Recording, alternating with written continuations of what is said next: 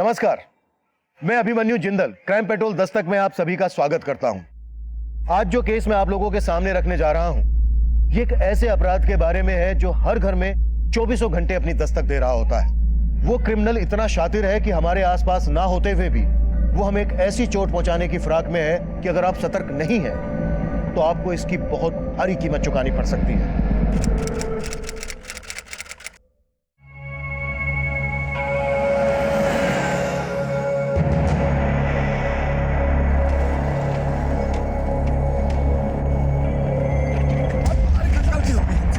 हो गई, साइकिल चढ़ाने से नहीं मरेंगे हम।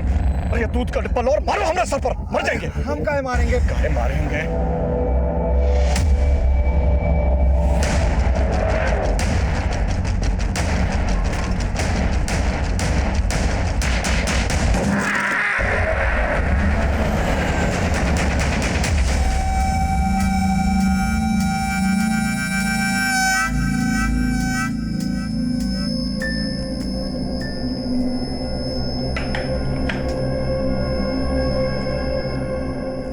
पूरा दिन ये लड़की फोन पे लगी रहती है, पता नहीं क्या करती रहती है। आपसे बात कर रहे हैं हम। सिग्नल नहीं आ रहा है सुबह से। टीवी पे नहीं, जरा बेटी पे ध्यान देंगे। इसके लक्षण कुछ अच्छे नहीं लग रहे हैं। हाथ से निकल जाएगी ना तब पता चलेगा आपको।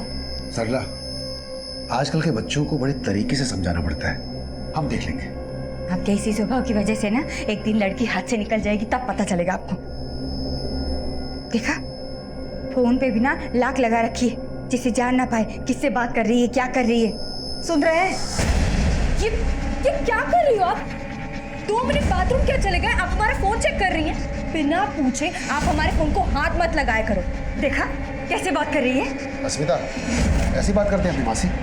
सुनो तो, अरे कहाँ जा रही हो? हाँ सुनो, अरे सुनो तो अस्मिता, अरे खाना ठंडा हो रहा है, खाना खा लो पहले। अस्मिता, अस्मिता। The number you have called is currently not reachable. Please try again later. Thank you. ये अच्छा है, कोई भी किसी को ब्लॉक कर देता है।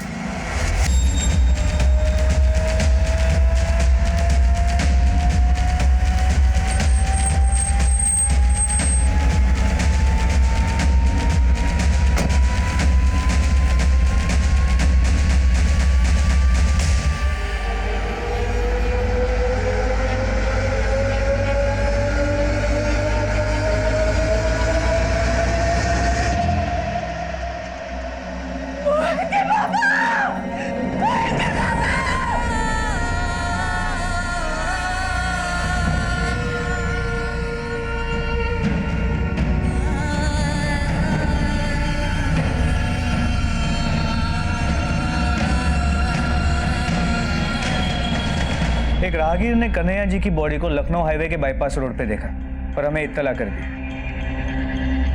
हम वहां पहुंचे, बॉडी को चेक किया तो हमें उनका आई कार्ड मिला, पर हमने आप लोगों को इत्तला कर दिया। कुछ बता के गए थे कि वो कहाँ गए? हमको तो कुछ नहीं मालूम, हम तो बस कल रात को ही देखे थे उन्हें।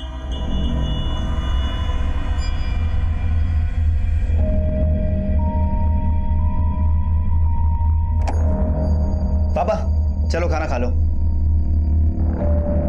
पापा मम्मी बुला रही, चलो खाना खा लो। अरे सुन रहे हैं आप? मम्मी बुला रही, खाना। बहरे नहीं हो गए, सुन रहे हैं? अब क्या खाना खाना? एक दिन खाना नहीं खाएंगे तो मर जाएंगे क्या? अरे पापा गुस्सा क्यों हो रहे हैं? मम्मी पगला गए हैं।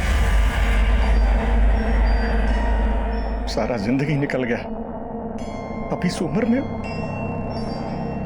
अब क्या हमारी छाती पे खड़े रहोगे? निकलो, नहीं खाना हमको खाना।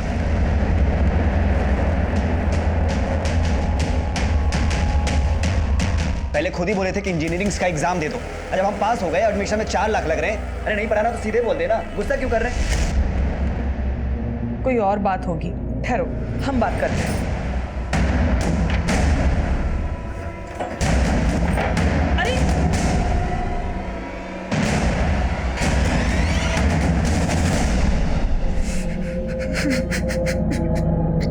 सुबह गए तो वो थे ही नहीं। मोहित के पापा,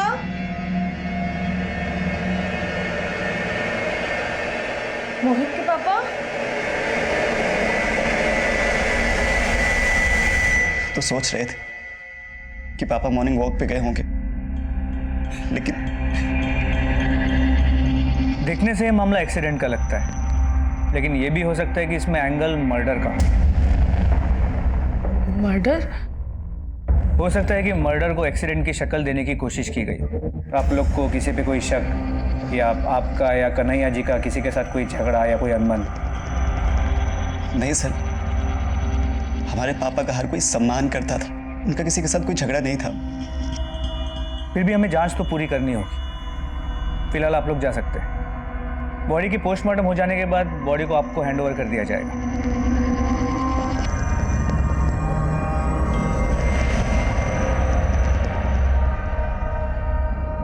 सर मैंने क्राइम सीन का एरिया भी चेक किया, वहां कहीं सीसीटीवी भी नहीं मिला। पर कन्हैया जी की फैमिली को भी किसी पे कोई शक नहीं है। फिर भी हमें हर एंगल को टटोलना होगा। कन्हैया जी के सभी जान पहचान वालों से अच्छे से पूछताछ करो, और जहां हमें बॉडी मिली थी वहां जाके चेक करो, शायद कोई आई विटनेस मिल जाए। सर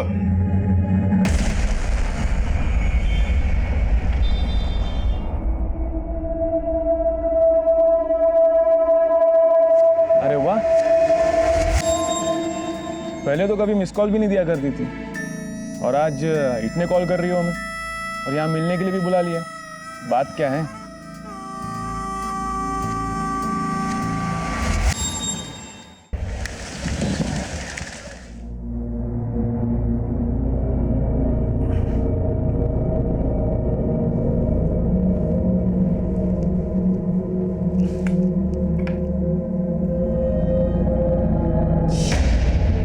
ओह शिट, ये कैसे हो गया?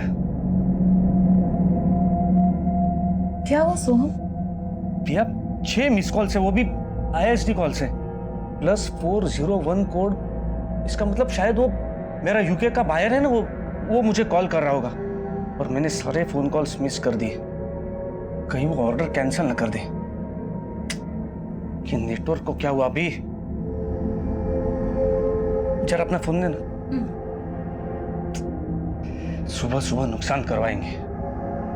मोबाइल नेटवर्क वालों की तो मैं बैंड पहुंचा दूंगा।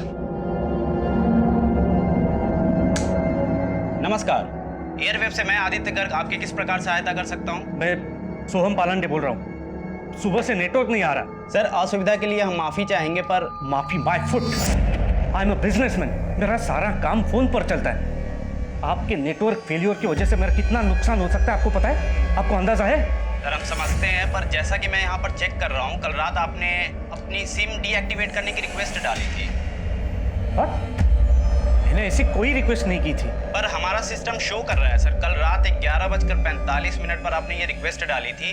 उसके बाद आपका सिम डीएक्टिवेट करके एक दूसरे नए सिम पे एक्टिवेट कर दिया गया था। ऐसे कैसे एक्टिवेट हो सकता है? मैंने तो कुछ किया ही नहीं था।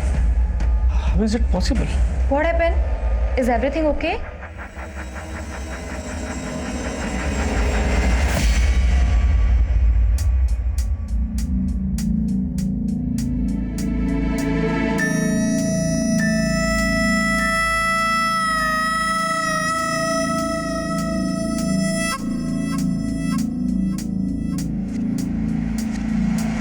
कन्हैया जी की लाश कल सुबह जिस रोड पे मिली थी, उस समय ये वहां पे मौजूद थे।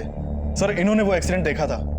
बताइए क्या देखा आपने? साहब हम दूध बेचने का काम करते हैं। कल जब हम उस सड़क से दूध बेचने के लिए जा रहे थे तो वो आदमी हमारे साइकिल से भी टकरा गया था। अरे गलती हो गई हमसे। गलती हो गई? साइकिल चढ़ाने से नहीं मरेंगे हम।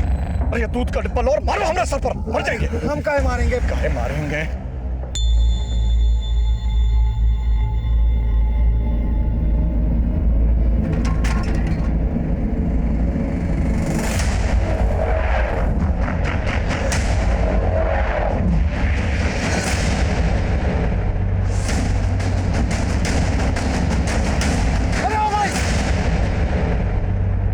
क्या तुम्हारा मतलब है कि कन्हैया जी ने आत्महत्या की है? हाँ साहब। हमें क्यों नहीं इन्फॉर्म किया?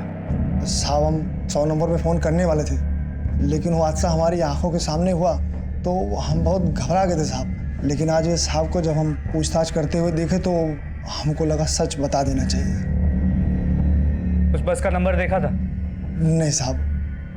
ठीक है, तुम जा सकते हो, लेकिन अगर ज़रूरत पड़ी तो तुम्हें वापस बुलाएंगे। और अपना नंबर और एड्रेस इनके पास लिखा देना। जी साहब।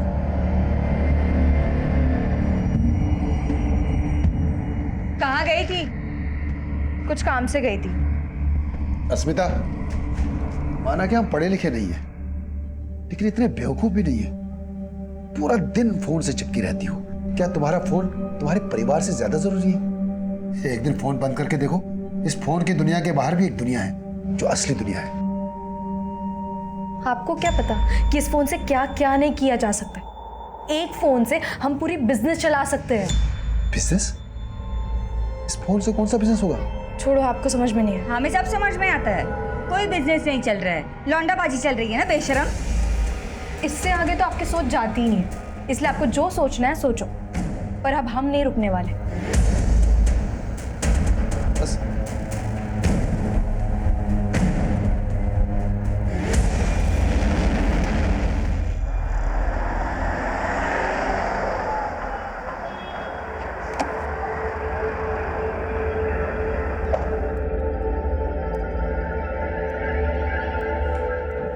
अरे सोहम जी, आइए आइए, बैठिए। कैसे हेल्प कर सकता हूँ आपकी? मिस्टर गोखले, आप प्लीज तुरंत मेरा अकाउंट चेक कीजिए। I am not able to use net banking. Actually my mobile, आप प्लीज चेक कीजिए। आपके अकाउंट से लगभग कल रात को 6 ट्रांजैक्शंस हुए हैं, ऑनलाइन ट्रांजैक्शन। 6 ट्रांजैक्शंस? जी, लगभग 1 करोड़ 60 लाख डिडक्ट हुए हैं आपके अकाउंट से। ये देखिए।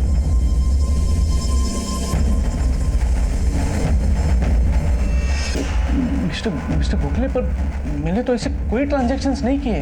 ये कैसे हो सकता है? क्योंकि मोबाइल तो आपके पास है ना, वहाँ पे बिना OTP क्या कोई भी ट्रांजैक्शन करना इम्पॉसिबल है।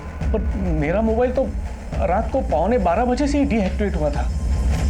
लेकिन ट्रांजैक्शन तो उसके 1 घंटे बाद से की गई है सर। ऐसे कैसे हो सकता है मिस्टर गोखले? अपनी सिम डीएक्टिवेट करने की रिक्वेस्ट डाली थी, उसके बाद आपका सिम डीएक्टिवेट करके एक दूसरे नए सिम पे एक्टिवेट कर दिया गया था। इट मीन्स मेरा सिम स्वैप ही हुआ है, और वो ओटीपी उसे मिला है जिसने मेरा सिम स्वैप किया था। I need this money back in my account mister Gokhale.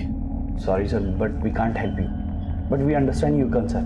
मैं एक काम करता हूँ, मैं आपको एक लेटर टाइप करके देता हूँ। जिन अकाउंट्स में पैसे ट्रांसफर हुए हैं उनकी सारी डिटेल्स उसमें होंगी सर। आप उसे लेकर जाइए साइबर सिक्योरिटी सेल में, और वहाँ पे अपना कंप्लेंट फाइल करवाइए। और तब तक मैं मेरे बैंक के साइबर सिक्योरिटी सेल से बात करता हूँ। Please please.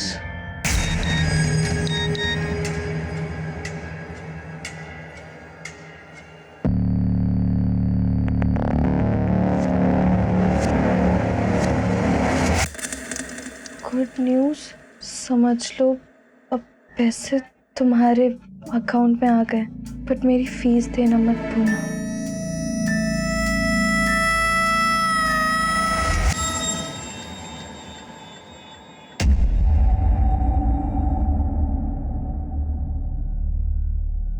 आपके अकाउंट से 1 करोड़ 60 लाख रुपए जिन अकाउंट्स में ट्रांसफर हुए, वो सभी अकाउंट्स फेक आईडी से खोले गए थे और इस वक्त सारे अकाउंट्स क्लोज हो चुके हैं। तो फिर मेरा पैसा कैसे रिकवर होगा?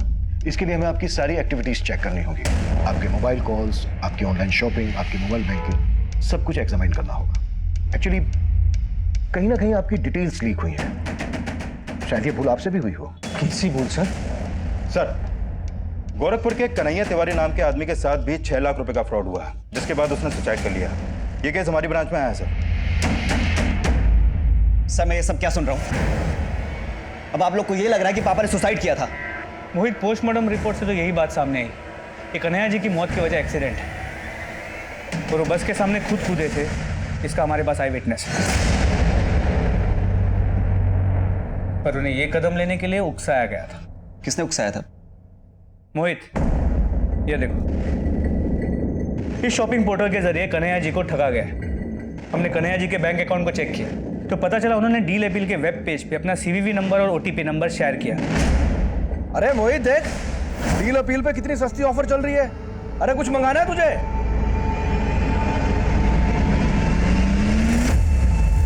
और उनके अकाउंट से 6 लाख रुपए ट्रांसफर किए गए। 6 लाख? हाँ, कन्हैया जी के अकाउंट में अब सिर्फ 1013 रुपए। लेकिन सर ये डील अपील जैसे रेपुटेड दरअसल ये डील अपील की फेक वेब पेज है, क्योंकि डील अपील के ओरिजिनल वेब पेज पे यहाँ पे कोई टोल फ्री नंबर नहीं है। सर हमने सोहम की पिछले महीने की डिजिटल एक्टिविटीज को चेक किया। सर पिछले हफ्ते ही सोहम ने एक लिंक पर क्लिक किया था, ये देखिए सर। सर ये लिंक एक मेल के थ्रू भेजा गया था जिसमें एक बिजनेस लोन का ऑफर था। सोहम को लगा कि ये लिंक बैंक ने भेजा है, इसलिए उसने इस लिंक पर क्लिक किया। सोहम, क्या कर रहे हो तुम? चलो, सोना नहीं है क्या? लिंक खुल नहीं रही है, ये बफर हो रहा है। सारा दिन काम काम, कल चेक कर लेना। चलो चलो चलो चलो, कुछ लोन का ऑफर है। उसके बाद वो फोन रखकर सो गया और फिर उसका फोन 3-4 घंटे तक हैंग रहा, जिसका उसे पता ही नहीं चला। और जब हमने बैंक से इस मेल के सिलसिले में बात की जिसके थ्रू ये लिंक आया है, तो वहां से पता चला कि वहां से ऐसा कोई ऑफर या लिंक सोहम को भेजा ही नहीं गया। मतलब ये लिंक फ्रॉड करने वाले के थ्रू भेजा गया? Yes sir. कहां से भेजा गया था ये लिंक? सर ये लिंक एक अनसिक्योर्ड आईडी से भेजा गया जो फेक है। सर इस लिंक में एक वायरस था। जैसे ही सोहम ने इस लिंक पर क्लिक किया, वो वायरस सोहम के मोबाइल में चला गया, जिसकी वजह से उसका फोन हैक हो गया। और हैक करने के बाद जब हैकर को सोहम के मोबाइल डेटा का एक्सेस मिला, तो उसके बैंक के सारे ईमेल्स, ऑनलाइन शॉपिंग करते वक्त कार्ड की सारी डिटेल्स, मोबाइल बैंकिंग की सारी डिटेल्स, यहां तक कि उसके फोन के सिम का 20 डिजिट का नंबर भी मिल गया। राइट सर, और इसी वजह से हैकर ने सोहम का सिम स्वैप किया। अब इस लिंक भेजने वाले को तो हम ट्रेस कर नहीं पाएंगे, क्योंकि इस तरह के ईमेल्स दुनिया की अलग अलग कंट्रीज के सर्वर से रूट करके भेजे जाते हैं। अब एक ही रास्ता है विकास, 1.6 करोड़ जिन जिन अकाउंट्स में ट्रांसफर हुआ है, उन्होंने अकाउंट्स की डिटेल निकालो, शायद उससे हम स्कैमस्टर्स तक पहुंच जाए। एनुअल सेल्स रिपोर्ट के हिसाब से we have to work on the 2 points. Number 1, top line और strong base line. So we have to really, Amar, you just take care. I'll be back in 5 minutes. हाँ, hello. क्या तुमने वापस अपना shopping करना शुरू कर दिया? मैं बोर्ड रूम में और मैसेज चले आ रही है मुझे। तुम मेरे कार्ड को किस तरह से इस्तेमाल करती हो, सोचती हो तुम इसके बारे में? मतलब पैसे मेरी खुशी से बढ़ के है? यार तुम्हारी खुशी के लिए मुझे रास्ते में नहीं आना है। क्यों? तुम क्या इतने गए गुजरे हो? तुमको कमाना भारी पड़ रहा है तो मुझे भी जॉब करने देते। मुझे ना ये ताने मत दिया करो। हाँ, तो मुझे भी रोक टोक पसंद नहीं है। मुझ पे फ्रस्ट्रेशन निकालने से बेटर है तुम अपने ऑफिस के काम में दिमाग लगाओ।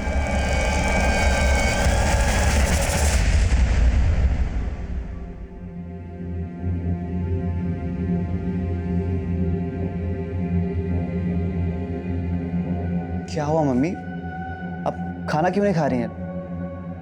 चलिए आप खाना खाइए। सारी जिंदगी पाई पाई करके जोड़े थे सब, और वो धोखेबाज ने। हमको भी समझ नहीं आ रहा है कि पापा हमको क्यों नहीं बताया कुछ। माना कि पैसा चला गया, पर हम भी तो थे। पर गलती तो हमारी भी थी कि उस दिन हम समझ नहीं पाए क्यों हम पे उस फोन वाले पे गुस्सा कर रहे थे। अरे पापा गुस्सा क्यों हो रहा है? पगला गए, सारा जिंदगी निकल गया, अभी इस उम्र में। हमें पापा की बहुत याद आ रही है। हमें समझ नहीं आ रहा कि वो ऐसा क्यों किए। मत रो, वो हम सब से इसलिए मुंह मोड़ लिए कि तुझे इंजीनियर बनाने का जो सपना। नहीं माँ, हम उनका सपना कतई पूरा नहीं करेंगे। दिल दुखाए वो हमारा, लेकिन हम उनकी मौत का बदला जरूर लेंगे।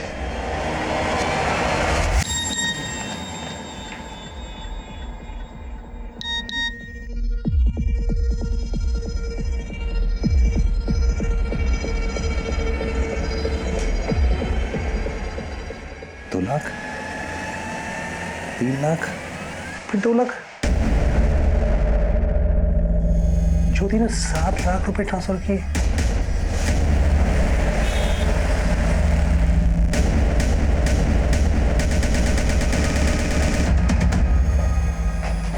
तुम्हारा फोन अगर स्विच ऑफ ही रहता है ना, तो तुम हैक क्यों नहीं देती तुमसे? फोन की बैटरी खत्म भी तो हो सकती है। अरे खत्म तो बहुत कुछ हो रहा है। मेरा बैंक बैलेंस खत्म हो गया। 7 लाख रुपए तुमने कहां पर ट्रांसफर किए आज? कौन से 7 लाख? मैंने कोई 7 लाख नहीं निकाले। और ये चिल्लाओ मत। मैं चिल्ला रहा हूँ? है ये तुम्हें मैसेज दिखाओ। ये देखो 2 लाख रुपए तुमने ट्रांसफर किए, फिर तुमने 3 लाख रुपए ट्रांसफर किए। मैं गलत बोल रहा हूँ? बोलो। ये फिर 2 लाख रुपए तुमने ट्रांसफर किए, ये 7 लाख तुमने कहाँ ट्रांसफर किए आज?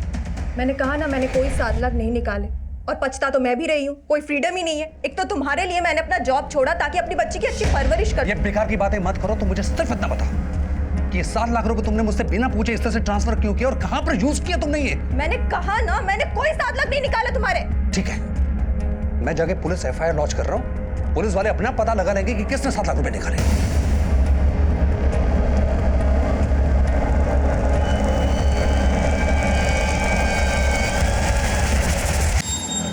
बस भैया,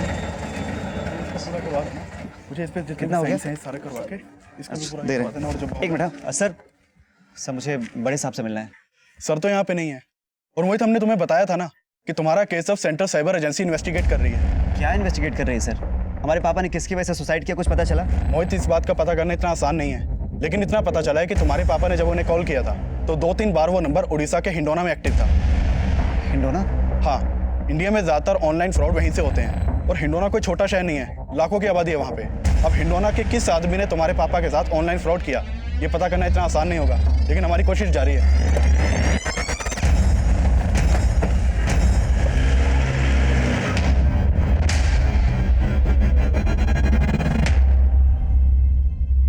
सर ये 7 लाख रुपए जो मेरे बैंक से चले गए हैं, इसका एक OTP मेरे मोबाइल में आया था सर, लेकिन मैं बिजी था तो मैं उसको चेक नहीं कर पाया। बाद में एक और मैसेज आया सर, उसके बाद मेरा ध्यान गया कि ऐसे 3 मैसेजेस मेरे पास आए हैं जिसमें एक एक करके टोटल 7 लाख रुपए मेरे अकाउंट से ट्रांसफर हो गए सर मुझे ये ट्रांसफर नहीं करना था, और मैंने OTP किसी के साथ शेयर भी नहीं किया था, तो ये ट्रांजेक्शन कैसे हो गए सर? धीरज, ये 7 लाख रुपए 3 ट्रांजैक्शन में किसी नीतीश शर्मा के अकाउंट में ट्रांसफर है। क्या आप इस अकाउंट होल्डर को जानते हैं? नहीं सर हो सकता है मेरी वाइफ जानती हो, या हो सकता है मेरी वाइफ ने नाम बदल के दूसरा अकाउंट खुलवा लिया हो। सर एक्चुअली क्या है कि मेरी वाइफ को पैसे उड़ाने की आदत है, हो सकता है पैसे की। धीरज, आप श्योर हैं कि इस फ्रॉड में आपकी वाइफ इन्वॉल्व हो सकती है?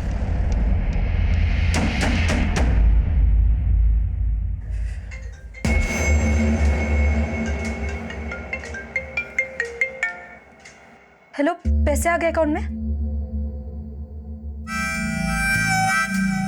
हाँ ठीक है, मैं आती हूँ। मुझे क्राइम ब्रांच से सर्टिफिकेट लेने की ज़रूरत नहीं है कि मैं इनोसेंट हूँ।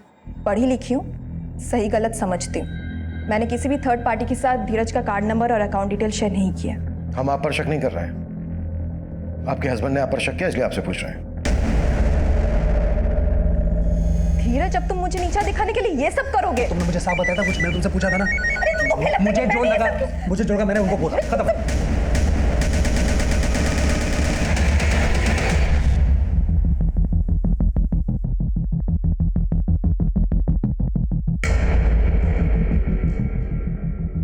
धीरज, आपको गलतफहमी हुई है। आपके अकाउंट से 7 लाख रुपए जिस अकाउंट में ट्रांसफर हुए हैं, वो अकाउंट एक्चुअली आपकी वाइफ ज्योति को बिलोंग ही नहीं करता है, और इस वक्त वो अकाउंट क्लोज भी हो चुका है। अब हो गई तसल्ली? धीरज, हमें आपका मोबाइल चाहिए।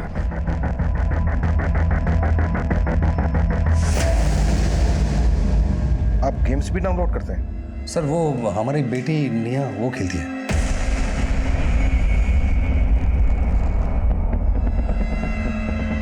अच्छा एक बात बताओ अंकल को, आप गेम्स खेलते हो? Very good. अच्छा आपको सबसे ज्यादा कौन सा गेम पसंद है? मूनबू। Thank you. धीरज, आपका ये फोन कुछ समय हमारे पास रहेगा। विकास, इस फ्रॉड से पहले जितनी भी एप्लीकेशन धीरज के फोन में डाउनलोड हुई हैं, सब चेक करो। आई फील कोई ना कोई ऐप इनकप्टेड जरूर होगा, तभी फ्रॉड करने वाले को OTP नंबर मिला होगा। Okay sir. मम्मी हम उड़ीसा जा रहे हैं। उड़ीसा क्यों? माँ, हमको पता चला है जितने भी फेक कॉल्स होते हैं ना, सब उड़ीसा के पास हिंडोना से होते हैं। वहाँ जाके हम पापा के हत्यारों को पकड़ेंगे। क्या बोल रहे हो मोहित? हाँ? वो लोग बहुत खतरनाक होते हैं, हम तुम्हें नहीं जाने देंगे। नहीं, हमको कुछ नहीं होगा, और जब तक हम पापा के हत्यारों को पकड़ नहीं लेते हमारे दिल को चैन नहीं पड़ेगा। पर बेटा, हमको जाने दो। मोहित,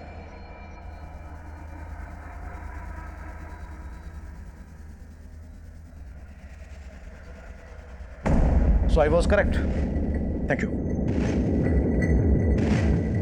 निया ने जो गेम डाउनलोड किया था, उस गेम के ऐप ने धीरज के फोन को लिंक किया उस सर्वर से जहां से वायरस डाउनलोड हुआ था। फिर क्रिमिनल ने धीरज के फोन को बड़ी आसानी से हैक किया और अपने सिस्टम में एक्सेस कर लिया। और धीरज के फोन के मैसेजेस, कॉल्स, वीडियोस, ये सब वो फ्रॉडस्टर्स अपने सर्वर पे देख सकता था, यहाँ तक कि उसकी बैंक की डिटेल्स भी। और चूंकि उस हैकर के पास धीरज के फोन का एक्सेस था, तो जो ओटीपी धीरज के फोन पर आया वो भी उसने देख लिया और उसी ओटीपी के थ्रू उसने 7 लाख का अमाउंट अपने अकाउंट में ट्रांसफर कर लिया। मतलब इस मूम बूम गेम की एप्लीकेशन बनाई ही इस मकसद से गई है कि इसे डाउनलोड करने वाले के फोन की सारी इंफॉर्मेशन वो आसानी से हासिल कर सके, यहाँ तक कि ओटीपी मैसेजेस भी। लेकिन सर हैरानी की बात तो यह है कि ये प्ले स्टोर जहाँ से हम कोई भी गेम या एप्लीकेशन डाउनलोड कर सकते हैं, ये प्ले स्टोर किसी भी गेम या एप्लीकेशन को अपनी लिस्ट में तभी शामिल करता है जब उस गेम और एप्लीकेशन बनाने वाली कंपनी के पास उसका वैलिड लाइसेंस हो। लेकिन वो क्या फ्रॉड करने वाला है, क्या फ्रॉड करता है, ये उसके लाइसेंस पे तो लिखा होगा नहीं। I am very much sure उसके लाइसेंस की डिटेल्स भी फेक होंगी। सर लाइसेंस की डिटेल्स फेक हो सकती है, लेकिन जिस लैपटॉप से वो लाइसेंस भेजा गया उसका आईपी एड्रेस फेक नहीं हो सकता। सर हमने उस आईपी एड्रेस का पता लगा लिया जिसके थ्रू उस 7 लाख के अमाउंट को ट्रांसफर किया गया था। सर ये आईपी एड्रेस इंदौर का है, ऑनर है मैगी और उसका पूरा नाम है मगन सिंह। मिलवा उससे, हम भी तो देखें कौन है वो शातिर जो सबको चूना लगा के खुद मलाई खा रहा है।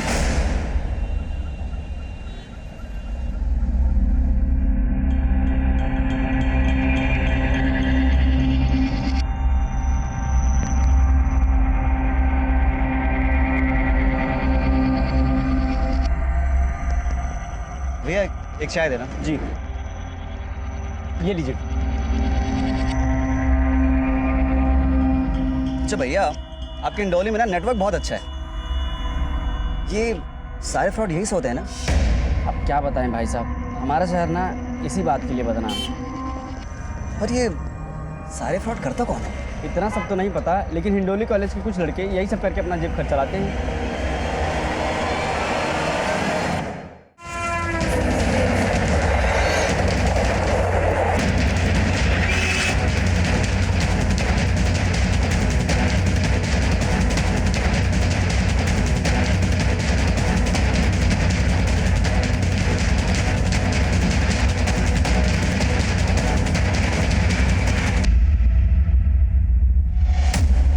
मगन। हाँ। और मैगी। हाँ चल। बट सर मैंने किया क्या है?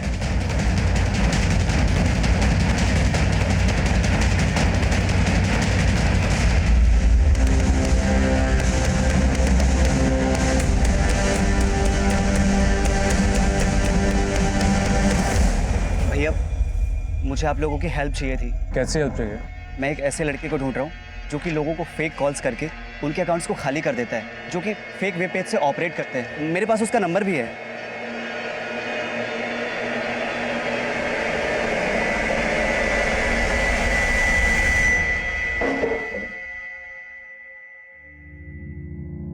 हाँ सर, मैंने ही धीरज के अकाउंट से पैसे निकाले थे।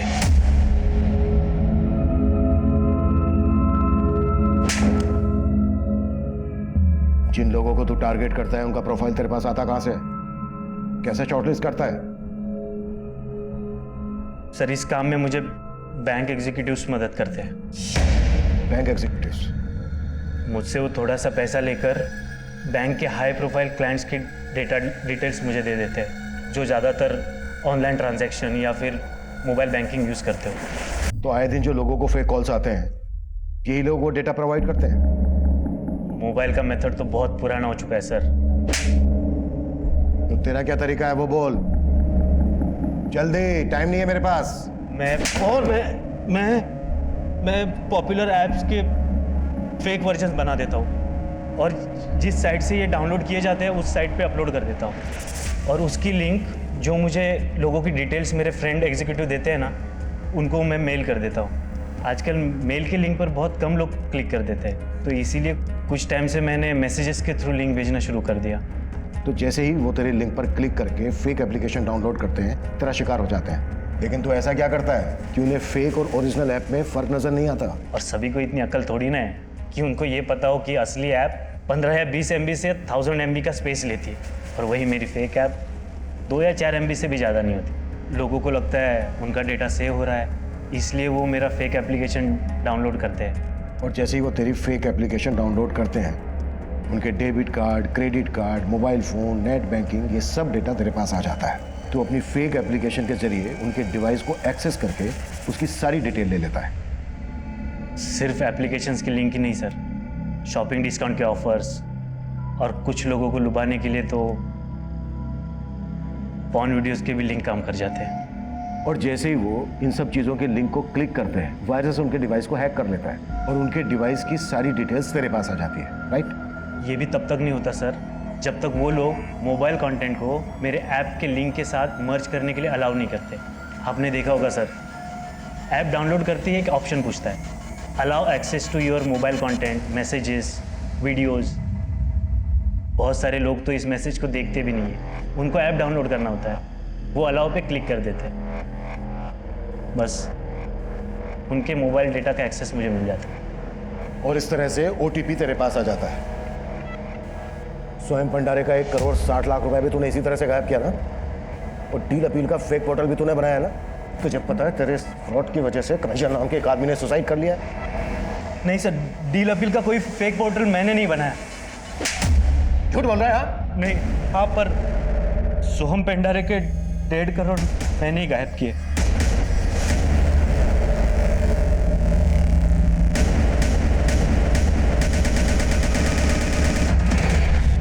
एक क्लिक, सिर्फ एक क्लिक को अलाउ करने से आपकी जिंदगी बर्बाद हो सकती है। इसलिए किसी भी लिंक को अलाउ करने से पहले यह जान लेना बेहद जरूरी है कि कहीं वो लिंक फ्रॉस्टर्स के द्वारा बनाया गया तो नहीं है, जो आपके मोबाइल को हैक करके आपकी बैंकिंग कॉन्फिडेंशियल डिटेल्स जान सकता है। जब भी इस तरह के लिंक्स आपके फोन पर मेल या मैसेज के थ्रू आए तो डायरेक्टली कभी भी उन्हें अपने फोन से ओपन ना करें, पहले किसी दूसरे डिवाइस से चेक करें, क्योंकि मैगी उर्फ मगन जैसे लोग कब आपको कंगाल कर दें इसका एहसास होने से पहले आप अपना सब कुछ गंवा चुके होंगे। मैगी के बयान के आधार पर हमने उन बैंक एग्जीक्यूटिव्स को अरेस्ट कर लिया था जो उन्हें कस्टमर्स की डिटेल्स और ईमेल आईडी देते थे। धीरज और सोहन के केसेस हमने क्रैक कर लिए थे, लेकिन कन्हैया का केस हमें अब भी उलझा रहा था। डील अपील के फेक पोर्टल पर उन्हें चीट करने वाला अब भी हमारी पहुंच से दूर था, लेकिन अब जो हमारे सामने आने वाला था वो फिर से हमें हैरान कर देने वाला था।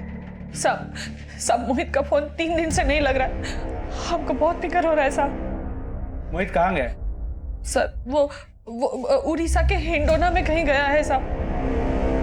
मोहित की कोई तस्वीर है आपके पास? हाँ सब लाए हैं। क्या दो, हिंडोना पुलिस को अभी के अभी अलर्ट कर दो और मोहित की तस्वीर वहां भेज दो। ये सर। और सेंट्रल साइबर एजेंसी को भी इन्फॉर्म कर दो। ठीक है सर।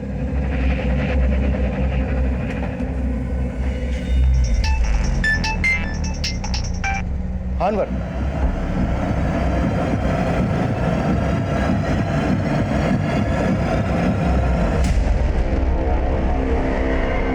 कहाँ गई थी? कब से फोन लगा रहे हैं, उठा नहीं रही है। ये क्या बदतमीजी है?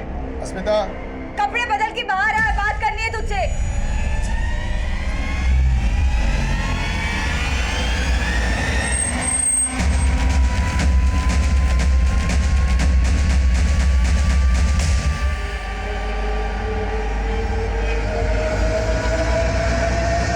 अस्मिता, अस्मिता, अस्मिता,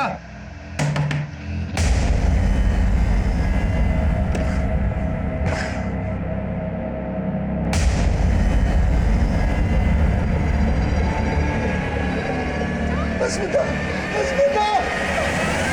सर, इंडोरा में मोहित कहाँ है इसका कोई लीड नहीं मिल पा रहा है। एक बात मेरी समझ में नहीं आ रही है, मोहित को उस आदमी के बारे में कैसे पता चला जिसने कन्हैया के साथ फ्रॉड किया था?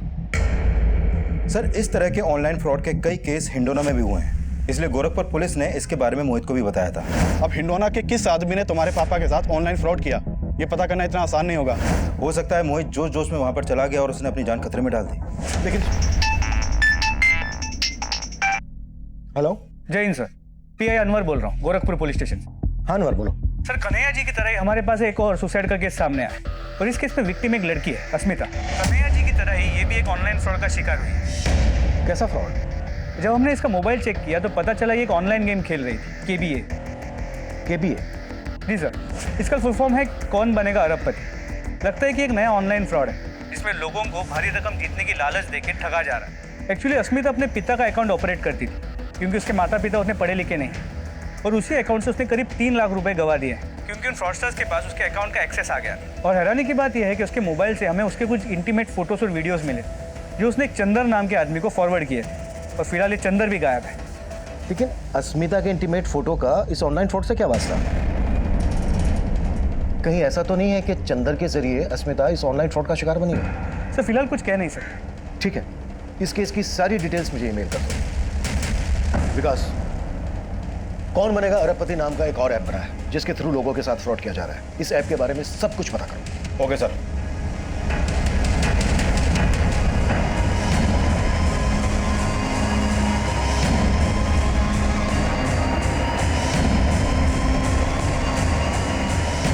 सर पूरे यूपी और बिहार में करीब 10,000 लोग इस केवीए फ्रॉड के शिकार हुए हैं। ये केवीए वाले फ्रॉड करते कैसे? सर सबसे पहले ये लोगों को क्वेश्चन आंसर के खेल से पैसा जीतने का लालच देते हैं और जब लोग जीत जाते हैं तो उनको प्राइज मनी देने के लिए उनसे एडवांस टैक्स के नाम पर कुछ पैसा मांगते हैं। इनमें से कुछ लोग पैसा दे देते हैं और कुछ लोग नहीं देते। और सर जो लोग पैसा देते हैं वो इन केवीए वालों के टारगेट लिस्ट में आ जाते हैं जिनके साथ ये फ्रॉड कर सकें। और फिर केवीए वाले विनर्स को एक बड़ी रकम जीतने का लालच देते हैं। उनसे ये बोलते हैं कि अगर आपने गेम का दूसरा लेवल पार किया तो आप 50 लाख रुपए जीत जाएंगे। और फिर कैसे भी करके केवीए वाले गेम खेलने वालों को जितवा भी देते हैं। और यहाँ पर इनका दूसरा प्लान एक्टिव होता है। केवीए डिपार्टमेंट का एक आदमी इनकम टैक्स ऑफिसर बनकर विनर से बात करता है और उनसे ये बोलता है आपने प्राइज की इतनी बड़ी रकम जीती है, आपको इसका टैक्स भरना होगा। और अब केवीए खेलने वाले को बड़ी रकम जीतने के बाद लगता है कि ये सब लीगल है क्योंकि उससे टैक्स पे करने के लिए कहा जा रहा है। Right sir.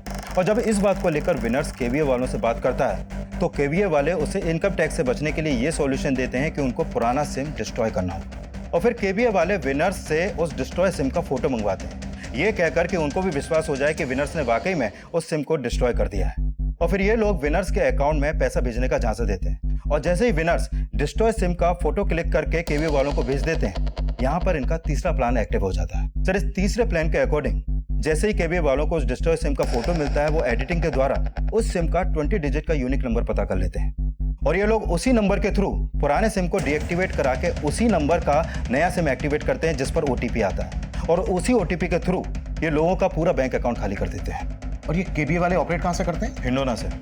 हिंडोना। कन्हैया का बेटा मोहित भी हिंडोना गया था। हिंडोना की लोकल टीम को अलर्ट करो, किसी भी हालत में ये बदमाश बचने नहीं चाहिए। Right sir. सर केवीए के फ्रॉड के बारे में हमने बैंक वाले को पहले ही अलर्ट कर दिया था। सर गांव का एक आदमी है रामदीन, हमने उसके बैंक अकाउंट में कुछ अनयूजुअल फंड्स ट्रांसफर देखे हैं जो कभी भी ऑनलाइन ट्रांजैक्शन नहीं करता है। इस केवीए से जितनी भी ट्रांजैक्शन की गई हैं सबका ट्रायल चेक करो। जिन जिन अकाउंट्स में पैसा गया है या तो उन अकाउंट्स को क्लोज करने की कोशिश की जाएगी या उनसे पैसा निकालने की कोशिश की जाएगी और हमें क्रिमिनल्स को ऐसा करते हुए पकड़ना है। शायद इस फ्रॉड की वजह से पहले कन्हैया ने और अब अस्मिता ने अपनी जान गंवाई है।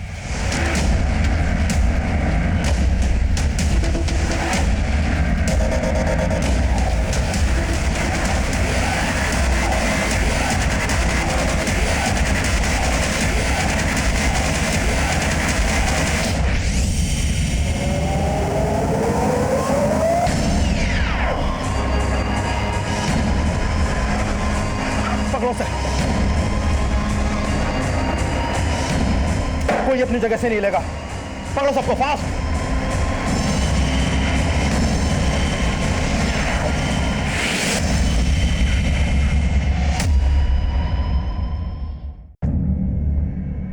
इसे जानता है?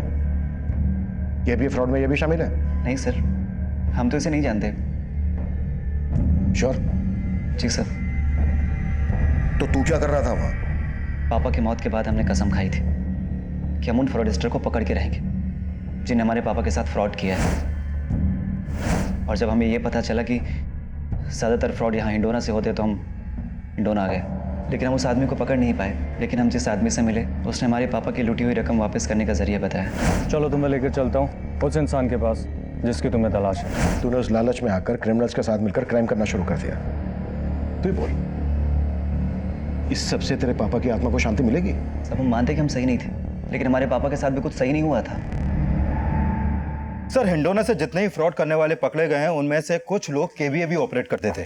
उन्होंने माना कि अस्मिता की तरह उन्होंने और लोगों को भी चूना लगाया है, लेकिन सर उनमें से किसी ने भी चंदर को आइडेंटिफाई नहीं किया। मतलब अस्मिता के सुसाइड की वजह सिर्फ केवीए फ्रॉड नहीं, कुछ और भी है? सर अस्मिता की पोस्टमार्टम रिपोर्ट से पता चला है कि उसके साथ रेप भी हुआ था और उसके मोबाइल से कुछ वीडियोस मिले हैं जो पोर्न साइट पे भी अपलोड किए गए हैं। और ये अपलोड किसने किया? सर उसका आईपी एड्रेस हम ट्रेस कर रहे हैं। सर आईपी एड्रेस ट्रेस हो गया है। सर अस्मिता की अश्लील वीडियो वेबसाइट पे अपलोड करने वाला कोई और नहीं, उसका कजिन धर्म था और चंदर उसका दोस्त सर।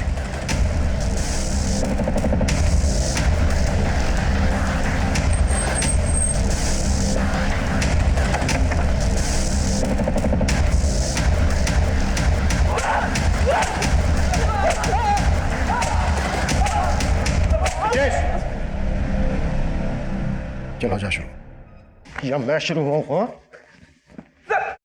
सर बता दो सर।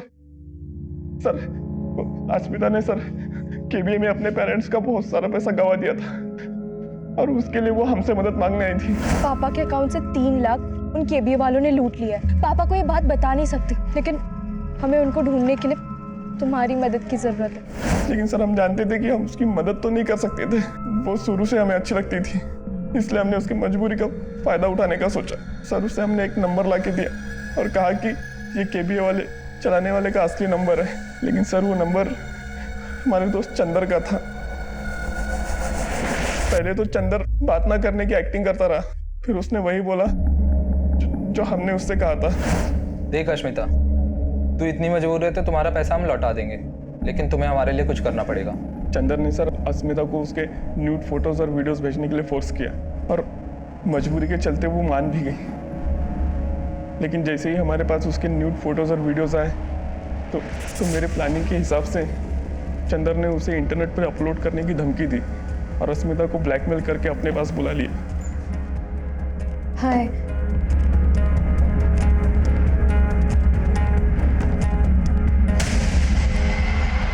तुम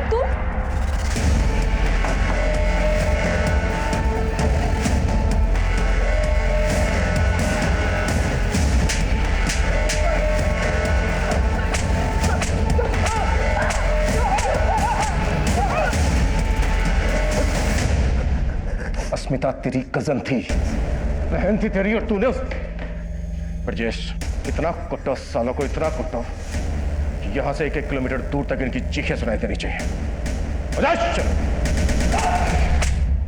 अस्मिता ऑनलाइन फ्रॉड का शिकार जरूर हुई थी, पर अगर उसने अपनी परेशानी अपने पेरेंट्स के साथ शेयर की होती तो शायद अंजाम बदल सकता था।